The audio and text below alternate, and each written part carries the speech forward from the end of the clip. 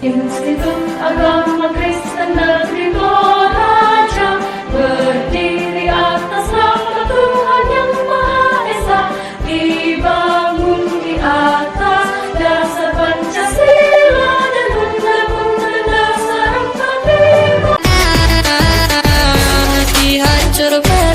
Shalom dan selamat pagi.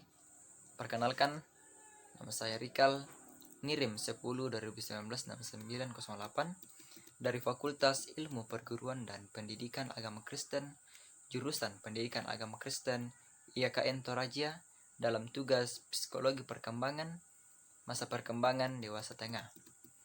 Masa dewasa pertengahan atau madya, atau yang disebut usia tengah, baya dalam terminologi kronologis, pada umumnya berkisar antara usia 40-60 tahun, di mana pada usia ini ditandai dengan berbagai perubahan fisik maupun mental.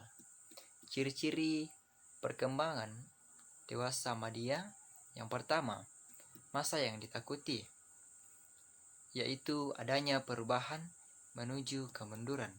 Kedua, masa transisi, yaitu masa ini ditandai dengan masa dewasa yang juga merupakan transisi yang mengalami kemunduran. Yang ketiga, stres. Dan yang keempat, masa penyesuaian kembali, adalah di mana masa ini terdapat penyesuaian terhadap kondisi yang berubah. Yang kelima, masa keseimbangan.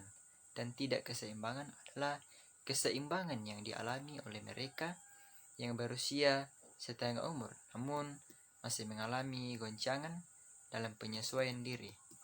Bagian A, perkembangan fisik, di mana adanya penyesuaian diri terhadap perubahan fisik, fungsi fisik yang mulai mengalami perubahan. Dalam hal ini juga tidak sekuat pada tahap sebelumnya. Bagian B, perkembangan kognitif. Pada masa ini umumnya seorang akan mengalami perubahan daya ingat. Untuk mengatasi ini, seorang perlu sering menggunakan otak untuk membaca dan bekerja. Nomor 2, tahap eksekutif. Ini adalah masa di mana dewasa parubaya atau dewasa tengah mulai menghadapi banyak tingkat hubungan yang kompleks dan mulai bertanggung jawab terhadap kehidupan sosialnya. Yang ketiga, tahap relogisnal. Terhadap dalam perkembangan kognitif pada orang dewasa ini awalnya tidak ada dalam fase sebelumnya.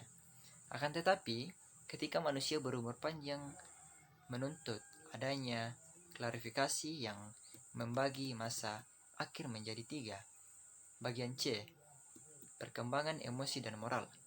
Perkembangan emosi, sosial, dan moral pada masa ini berkaitan dengan beberapa hal, yaitu yang pertama, pernikahan dan cinta. Yang kedua, pengisian waktu luang. Yang ketiga, hubungan antara generasi. Tugas perkembangan juga itu berbagai dalam beberapa hal, yaitu yang pertama, menerima dan menyesuaikan diri terhadap perubahan fisik dan pengembangan fisiologis. Yang kedua, menghubungkan diri sendiri dengan pasangan sebagai individu. Yang ketiga, membantu anak-anak belajar menjadi orang dewasa yang bertanggung jawab dan berbahagia. Yang keempat, mencapai dan mempertahankan prestasi yang memuaskan dalam karir pekerjaan. Yang kelima, mengembangkan kegiatan-kegiatan pengisi waktu senggap yang dewasa. Yang keenam, mencapai tanggung jawab sosial dan warga negara secara penuh. Sekian dan terima kasih.